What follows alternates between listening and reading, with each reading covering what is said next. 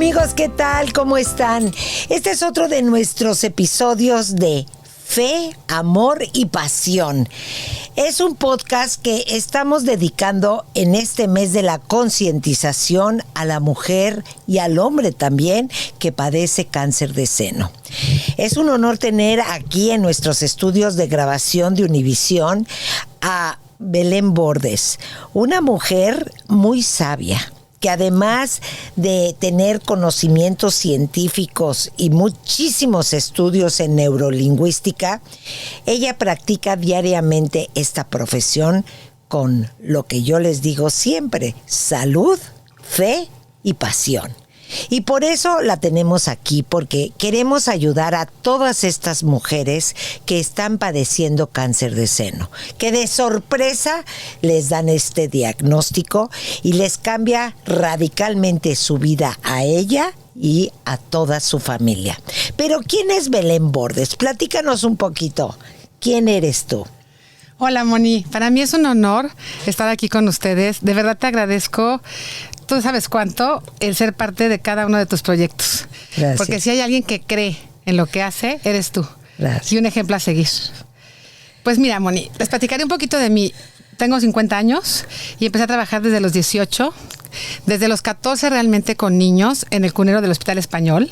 Porque pues yo soy parte, creo, muy importante de la vida de mi papá. Mi papá vive en mí. Porque no sería la terapeuta que soy sin él. Y yo empecé a trabajar con niños, después me puse a estudiar lo que es neurolingüística y psicopedagogía. Hice una especialidad en cognición y lenguaje. Y después me fui a Puebla a los 23 años a abrir el servicio de foniatría al Hospital del Niño Poblano. Un hospital de tercer nivel. Para los que no sepan, tercer nivel quiere decir de trasplantes. Entonces, yo me encargaba de hacer estudios sobre hemorragia cerebral en el cunero. Y era la directora del servicio con todos mis colegas de 45 años hacia arriba. Entonces era la mascota del hospital y viví allá 3 años. Ahí también di clases a los residentes R2, R3 y R4 sobre cómo tratar a un paciente, qué pasaba con el lenguaje, y trabajaba también con los odontopediatras y nos íbamos a la sierra. Ayudar a las mamás de los niños con paladar hendido a enseñarles cómo darles de comer, porque estos niños se desnutren por ignorancia. Y llevábamos mamilas, hacíamos lo que teníamos que hacer en la sierra. Y después hicimos un proyecto muy grande de un estudio muy importante sobre una placa obturadora para poder ayudar a toda esta población de paladar hendido que se morían por desnutrición o por ahogamiento. ¡Qué barbaridad! Y de ahí me regreso a México, a la Ciudad de México, pues siendo honesta, porque mi esposo, que es mi esposo, era mi novio, y decidimos que él iba a hacer una maestría en el IPADE. Siempre he creído que una buena persona es un buen profesionista. Claro. Entonces hay que invertirle en hacernos personas. En la educación, muy importante. Así es. Y en la educación también personal y de valores, ¿no? Porque puedes tener toda la técnica, pero si no eres una persona capaz de darte, jamás serás un buen profesionista. Sí, es que va aunado al servicio, porque puedes ser un profesionista, pero no dar servicio. Y entonces siento que esas personas no están completas. Totalmente. Y de ahí, bueno, pues me casé en 99. Soy madre de 3 hijos y tuve un hijo muerto entre el primero y el segundo. Y para las que no pueden tener hijos, siéntanse, no sé si soy necia, soy perseverante o creo en la vida, porque tuve 8 embarazos para tener 3 hijos vivos y un muerto. Eso cambió mi vida radicalmente, porque mi hijo muerto fue el segundo de mis hijos. Y eso me enseñó mucho más profundo lo que era el dolor humano. Lo que era arrancarle a una mamá, lo que nunca te imaginas. Es un dolor que no puedo poner en palabras, porque sería una falta de respeto con todas aquellas que han perdido un hijo. Exactamente, y vamos a hablar de eso en otro episodio contigo, pero háblanos de lo que estás haciendo en San Antonio. Entonces, bueno, pongo una clínica.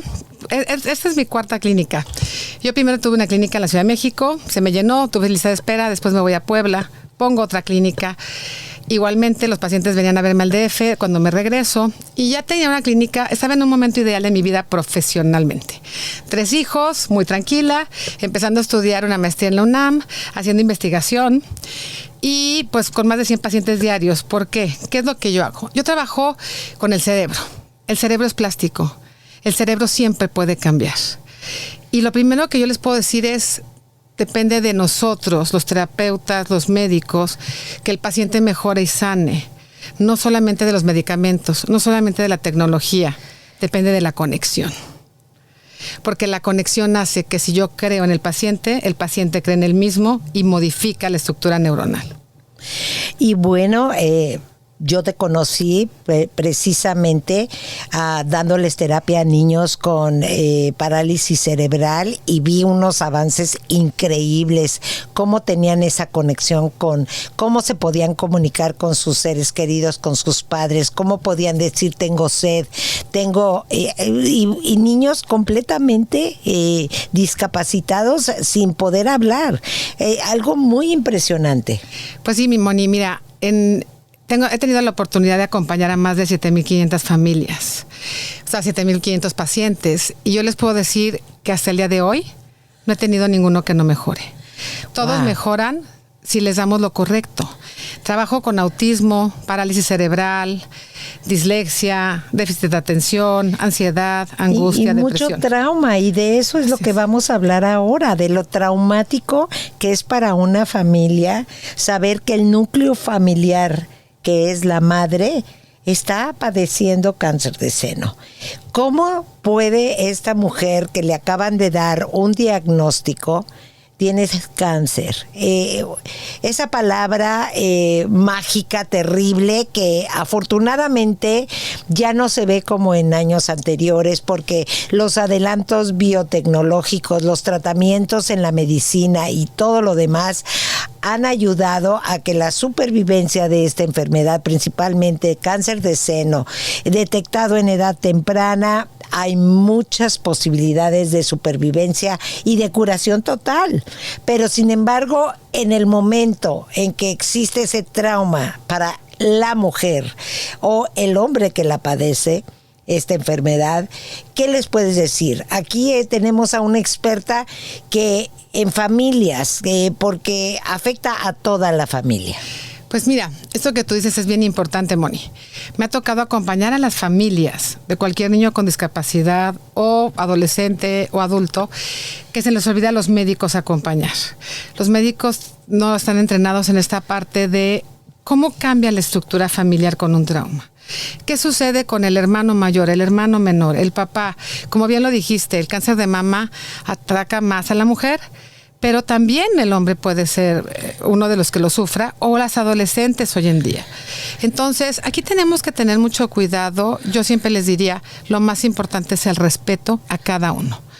Cada uno reaccionamos distinto al dolor, reaccionamos distinto al sufrimiento.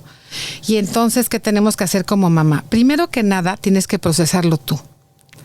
Tú no puedes entregar una información a tus hijos que tú no hayas procesado, porque entonces, sin darte cuenta, los contagias. ¿Y cómo lo procesas?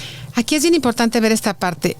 Hay momentos muy difíciles en la vida que te paran, te sientan y te dicen, pues no eres lo que tú creíste ser, ¿no?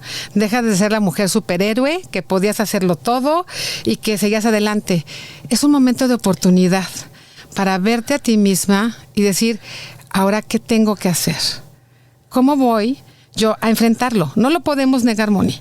Y como bien dijiste tú, la medicina ayuda, pero no hay otra. No se escondan. Hay que enfrentarlo con dignidad, porque eso es algo que la mujer no puede perder, el autocuidado y la dignidad. Las mamás somos muy dadas a encargarnos de los hijos y olvidarnos de nosotras, pero tú das lo que tú tienes. Si yo tengo resentimiento, te doy resentimiento. Si yo tengo frustración, yo te entrego frustración. Si yo tengo amor y me doy amor, yo te voy a poder dar amor. Entonces, ¿qué tiene que hacer la mamá? Primero que nada, yo sí les aconsejo muchísimo, acudan a los grupos especiales, hay grupos de apoyo. Cuando tú te ves que no estás solo, cuando tú no eres el único y empiezas a entender cómo lo han vivido otros, te llevan un camino de adelanto, un camino, unos pasos adelante, donde te pueden decir, puedes sentir esto y esto. El duelo tiene etapas. Entonces hay que respetar las etapas del duelo que tú tienes. Y aceptarlas. Es que primero exactamente. Hay terapeutas nuevos que te dicen, nuevos me refiero porque no son terapeutas bien formados, y que te dicen, no existe el duelo por etapas. El ser humano es cíclico. y es biológicamente cíclico y si hay etapas. La primera es la negación. Viene una negación porque el cerebro, acuérdense, nos tiene que proteger. Claro. Entonces lo niegas. No me está pasando porque a mí esto no me va a pasar. De ahí viene el enojo. Que el enojo lo que te permite es levantarte y no morirte en la angustia o en la tristeza o en la ansiedad. Y del enojo tocas ese fondo donde viene una tristeza profunda, profunda, profunda, y de ahí tengo que levantarme para ver que tengo que cambiar y aceptar que estoy viviendo y que tengo que tener acción. Exacto, Ahora, pierdes tu salud, pero continúas con esa fe y también con esa pasión y con esa valentía y con ese coraje de salir adelante. totalmente. Y respétense, porque cada uno tiene diferentes tiempos. Existen los duelos y existen las etapas del duelo, pero no los tiempos. Ahora, si tú no estás lista para comunicárselo a tus hijos de una forma en donde no estés desbordada, no digo que no estés angustiada, no digo que no estés triste, pero no desbordada, porque entonces, ¿cómo lo asimila el niño o el adolescente o el adulto joven como hijo? Entonces, que lo haga la pareja, pero contigo. Hay sugerencias que yo les tengo. Primero, busca un lugar tranquilo, Moni, donde ese niño, ese adolescente, esa persona pueda reaccionar sin que estemos en un lugar público. Porque yo no te puedo dar una noticia de ese tamaño y tenerte en el centro comercial comiéndote un churro. A lo mejor quiero salir corriendo a mi cuarto, a lo mejor estoy en shock y no me muevo, a lo mejor lloro, a lo mejor me enojo. Segundo es, yo les sugeriría a las que tienen muchos hijos que lo hablen con cada uno por separado primero, porque es darle respeto a esa persona de su propia reacción. Primero tú das una información clara, yo siempre digo, sé clara, sé concisa y sé congruente. Preparabas tus clases cuando ibas a exponer, prepara el lenguaje que vas a usar. ¿Qué quiere decir esto? Es distinto, de 2 a 4 años no debes de dar mucha información. De 4 a 8 puedes dar un poco más de información y ayudarte de imágenes. Hablar de la célula se deformó, el compuesto de todas esas células formó lo que se llama un tumor, y entonces ese tumor me está haciendo un daño y crece muy rápido. Tengo que actuar, tomarme mis medicinas, ir al médico varias veces, posiblemente me vas a ver con dolor. Esas medicinas me van a hacer que se me caiga el pelo. La transformación. Así es, explicarla, verbalícenla con ellos y anímenlos. Tercera, importantísima, anímalos a preguntar. Siempre que yo hablo con mis hijos les pregunto, ¿y cómo te sientes? ¿Y qué opinas? Y se vale decir, si tú ves que tu hijo no puede comunicar lo que siente, entonces haces un puente emocional en afirmativo. ¿Qué quiere decir esto? Tú puedes decirle, mi amor, yo te veo preocupado. Mi amor, yo te veo triste. ¿Puedes decirme por qué te sientes triste? No le pregunten. Con afirmación. Así es. Si tú le preguntas a alguien, ¿te sientes enojado? ¿Qué te dice? Sí. O no, quién sabe. Exacto. Pero si yo le afirmo y le digo, estás enojado. Estás enojado, te veo muy molesto, el niño siente que lo cachaste, o el adolescente. Y entonces es como, ya me entendieron, puedo decirlo. Ahora, ¿es el seno un símbolo de sexualidad? ¿Es algo de los senos no se habla con los hijos, se ocultan y es una parte privada del cuerpo? ¿Cómo explicarle a ese niño, verdad, en qué etapa debes de hacerlo, que es la parte sensual y que quizás la mamá va a estar mutilada y ya no los va a tener? Y también cómo enfrentar esa parte de la sexualidad de la mujer con los hijos. Es algo que es un tabú y más en nuestras familias hispanas. Es una parte importantísima la que dice Moni. Primero que nada, usa el vocabulario correcto. No apodos, no nombres. Son los senos. Y los senos hay que explicarle a los hijos qué son. Es donde están las glándulas mamarias, donde se produce la leche para que yo te pudiera dar de comer. Pero no dejo de ser mujer si me lo quitan. Aún siendo un adolescente joven, que me parece mucho más fuerte porque aún no he tenido la oportunidad de amamantar. Y tienes que explicarte esta parte a ti misma y a ellos. Los senos tienen una función, pero esa función, el amamantar, es la conexión de nuevo con la mamá. Si tú no eres una mujer joven y no has tenido hijos, no te preocupes, un biberón con amor da más que amamantar con estrés. Entonces es explicar, este es un órgano, y es un órgano como tú tienes seno, yo tengo seno, nada más que yo tengo las glándulas mamarias más grandes porque yo produzco leche y los hombres no producen leche y los niños no producen leche, para que lo vean de la forma que es, una parte más del cuerpo. Muy bien. Ahora, ¿cómo enfrentarlo con tu pareja? Va a haber una transformación en la mayoría de los casos con la quimioterapia y muchas veces también un 87% se necesita no nada más extraer el tumor, sino también todo el seno y quizás los dos senos. Un cambio radical en la vida sexual de la pareja.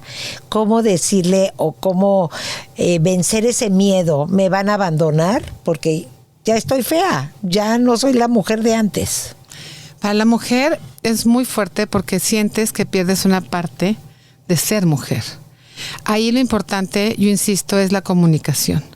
Así como tú le pides a tus hijos y a tu pareja que te digan los miedos que ellos tienen, las emociones que esto les está produciendo, tú también tienes que compartirla y ser justa con tu pareja. Para tú poder decirle, siento que me vas a abandonar, siento que esto no te va a gustar, siento que no me voy a gustar a mí misma. Porque hay un proceso de rechazo a tu propio cuerpo y es bien importante sanarlo. Porque si tú rechazas tu cuerpo va a seguirse degenerando y no regenerando. ¿Me explico? Uh-huh. Entonces es bien importante el decir con la pareja, vamos a tener que tener una comunicación totalmente abierta y para que haya una comunicación activa, acuérdense, escuchar sin juzgar, esa es la clave. No juzgues al otro, no te juzgues a ti, para que puedas escuchar activamente y actuar en consecuencia. ¿En qué etapa ya nos hablaste que de los 4 a los 8 años es mucho menos información? Sin embargo, los niños actualmente están empapados de información con las redes sociales, con los teléfonos celulares, se meten y pueden googlear todo. ¿Qué consejo le puedes dar tanto a la madre, verdad, de la mala información y de una información contaminada que puede existir y a los hijos que, mi mamá me acaba de decir que tiene cáncer de seno, lo primero que van a hacer es buscarlo en las redes sociales y buscar todo lo que hay. Y son catastróficas las estadísticas que dicen de 1 de cada 3 mujeres tiene una supervivencia de solamente 5 años. La sentencia de muerte está palmada y plasmada en las redes sociales. Entonces, ¿qué hacer y qué consejos decirle que los padres deben de darles a los hijos al respecto? Tenemos que dejar un adulto que sea la figura a cargo, el adulto con quien ir. Y eso, cuando tú lo platicas, es importante que les digas, mi amor, puede que a mí me veas menos, porque yo voy a estar en el hospital, no porque no te quiera. O porque voy a estar dormida porque me siento mal y me tengo que recuperar. Pero aquí está papá, o si no es papá, la abuela, porque tiene que ser una figura que para el niño ya es de confianza y para el adolescente igualmente. Cuando son adolescentes o adultos jóvenes, hay que avisar en las escuelas también. Las escuelas son una parte importantísima en la vida de nuestros hijos. No les dé pena. Pero ahí hay profesionistas que pueden estar a la mano por si tu hijo tiene una crisis y pregunta. Ahora, y que no sea una sola conversación, Moni.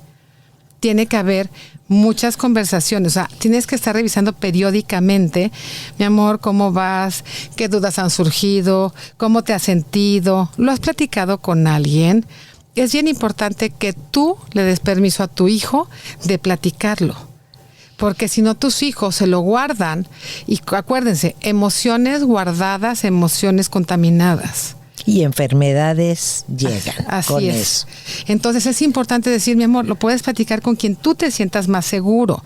Y pregúntele a cada uno, mi amor, ¿con quién te sientes más seguro? No impongamos el decir, con mi mamá. Porque como es mi mamá, con mi mamá, y a lo mejor el niño o el adolescente dice, No, de verdad no puedo. A lo mejor el adolescente dice con mi novia o con mi mejor amigo o con un maestro. Los adolescentes se acercan mucho a nosotros, los adultos que no somos tan cercanos, digamos, terapeutas, maestros, acompañadores, porque no se sienten juzgados ni criticados y sienten que pueden abrirlo más. Y que no está la autoridad en ellos. Así es. Y lo importante también es decir, mi amor, y lo que ves en internet no siempre es bueno. Yo siempre se los digo desde antes de que suceda una tragedia. No toda la información que tú encuentras es veraz, es real y buena. Si quieres información, yo te ayudo. Te doy información veraz y entonces buscamos fuentes fidedignas. Exacto. Y lo leemos juntos. Ahí es a lo que iba. De 8 a 12 hay que leer información real. No te van a creer lo que tú digas solo por ser la mamá. Y no porque no es personal. Y de los 8 a los 12, cuidado. Ellos se enojan.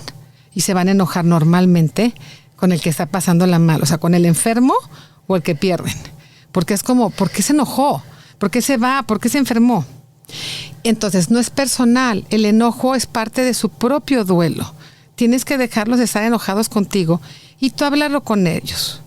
Y el adolescente tienes que sentarte y enseñarle la realidad.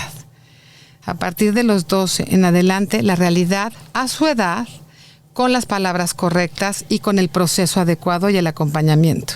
No trates de envolverlo, no trates de engañarlo. Usa términos correctos como benigno, maligno. No, es que es un virusito.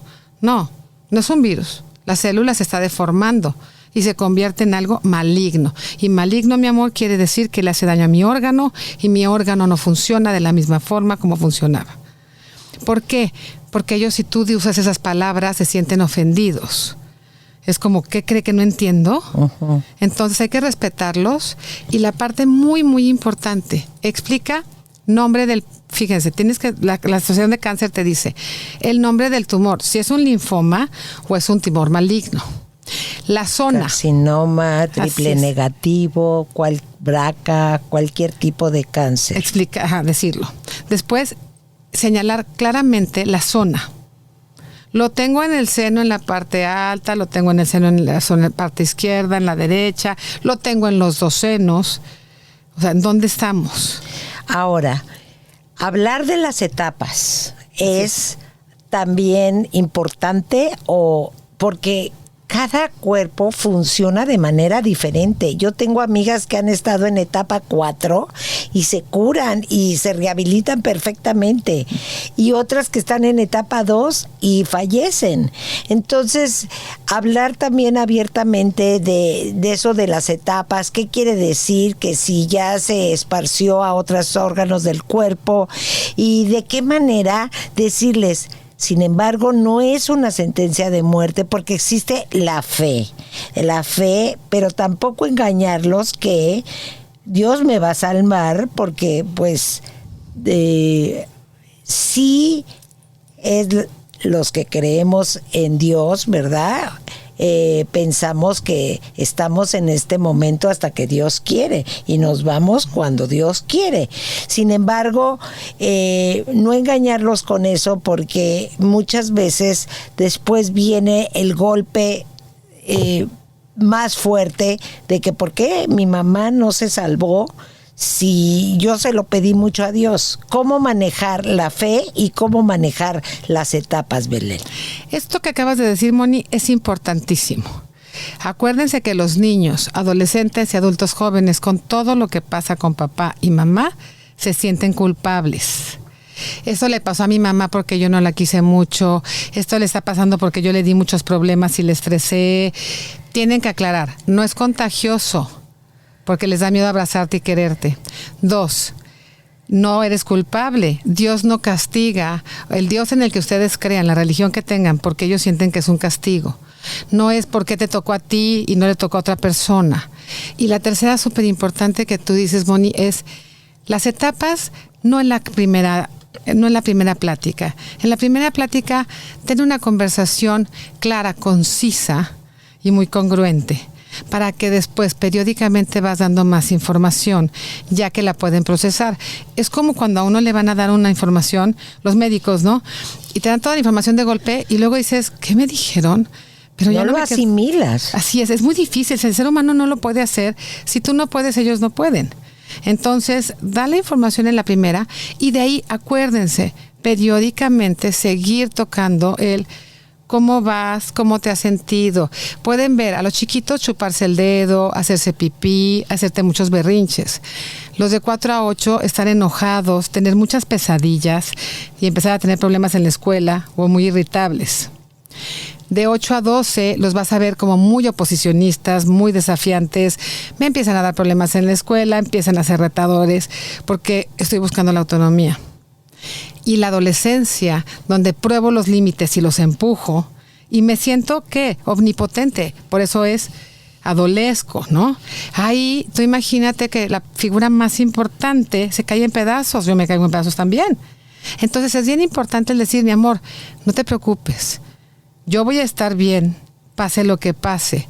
Yo estoy bien, y no decir, yo estoy bien si tú estás bien, porque es una mentira. Es yo estoy bien porque yo estoy bien conmigo misma, porque estoy haciendo lo que debo de hacer.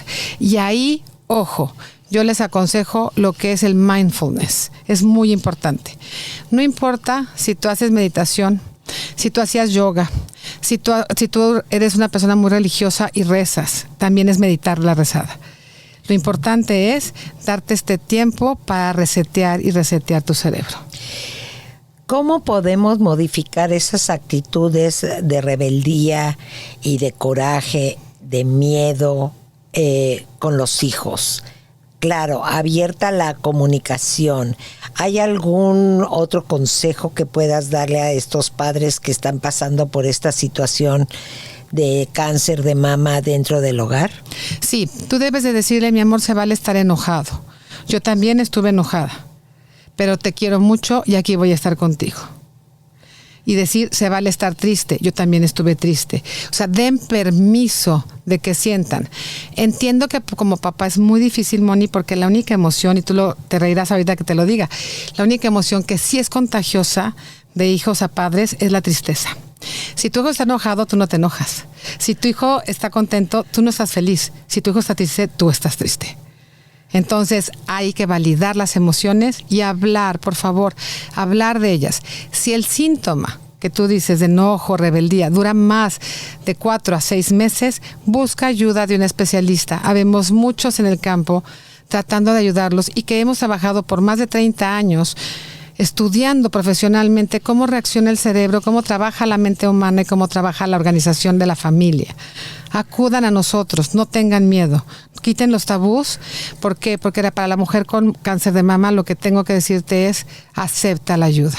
Hoy necesitas ayuda y estamos aquí todos para ayudarte a salir adelante de la mejor manera posible. Y hablar del tema, no decir, no quiero preocupar a nadie, no quiero decirle a mi madre, no quiero decirle a mi esposo, muchas veces hasta que ya empieza a caerse el pelo y empieza a ver la transformación de los tratamientos médicos, es cuando la mujer se digna, ¿verdad?, a comunicarlo.